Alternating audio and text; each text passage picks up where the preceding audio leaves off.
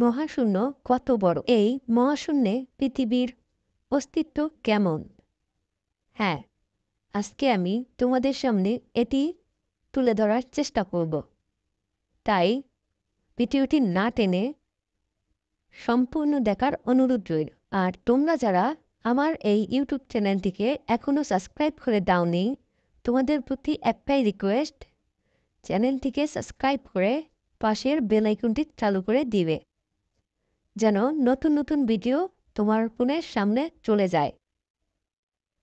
আর যারা ইতিমধ্যেই সাবস্ক্রাইব করে রেখেছ, তোমাদেরকে অসংখ্য অসংখ্য ধন্যবাদ। মহাশূন্য সম্পর্কে বোঝার জন্য শুরুতেই তোমাকে একটি উদাহরণ দেওয়া যেতে পারে। ধরো, তোমার হাতে একটি প্রজাপতি দেওয়া হলো এবং তোমাকে বলা হলো প্রজাপতির গায়ে চিহ্ন বসিয়ে দিয়ে সেটিকে মুক্ত আকাশে ছেড়ে দিয়ে একদিন পরে সেটিকে খুঁজে বের করতে।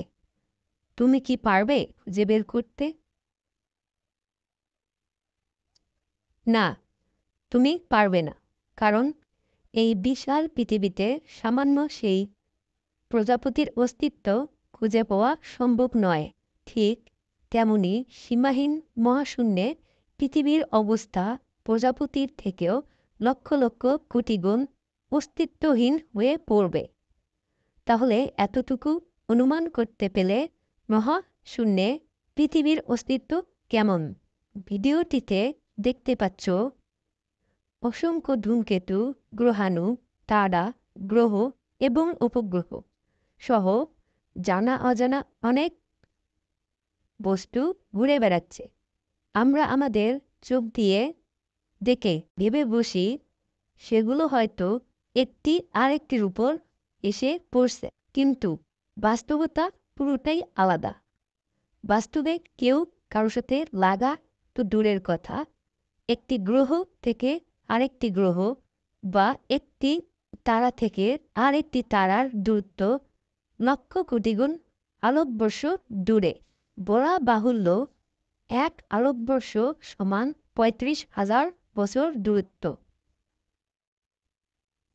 তাহলে বুঝতেই পারছো মহাশূন্য কত বড়। আর একটু ক্লিয়ার করে বলতে গেলে, সকল গ্রহ, উপগ্রহ, ধূমকেতু, তারা, গ্রহাণু, চাঁদ, সূর্য মিলে গঠিত হয় আমাদের সৌরজগৎ। আর এরকম অসংখ্য সৌরজগৎ একত্রে মিলে তৈরি হয় একটি গ্যালাক্সি। আমাদের সৌরজগৎ যে গ্যালাক্সিতে অবস্থিত তার নাম হচ্ছে মিল্কি গ্যালাক্সি। মহাশূন্যে এরকম লক্ষ লক্ষ কোটি কোটি গ্যালাক্সি রয়েছে। তাহলে বুঝতেই পারছো মহাশূন্য কত বড়।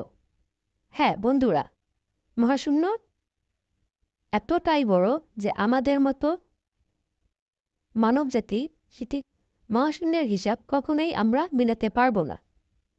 এটি শুধুমাত্র সৃষ্টিকর্তাই ভালো বলে দিতে পারবে। সৌরজগতে সূর্যকে কেন্দ্র করে মোট ৮টি গ্রহ ঘূর্ণায়মান অবস্থায় রয়েছে।